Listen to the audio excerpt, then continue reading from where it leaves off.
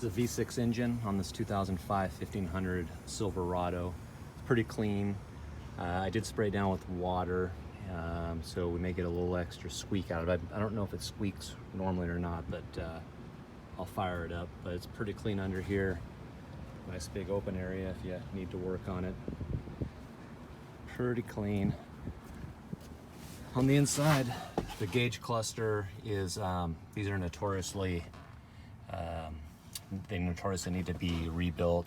This one as well, I believe the RPM doesn't work, the fuel doesn't work, and it looks like the battery maybe doesn't work as well, or I'm not, we'll start it up and see where we're at.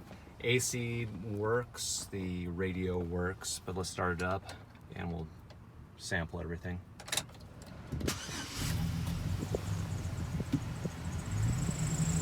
So there's some squeak.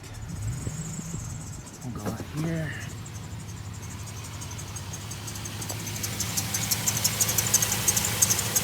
A little bit of belt squeak.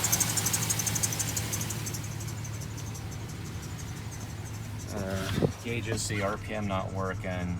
Looks like all, for the most part, the gauges are all not working well. AC is blowing. I don't think they all work. I think only certain sites it does work on 3. I believe some of these other ones, yeah, it shuts down on these other ones. But 3 works. So you get one speed of air. Radio. If you find a station. Oh yeah.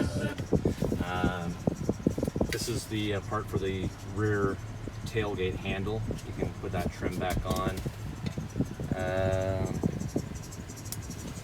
Windows all properly cranked on both sides. Lights work.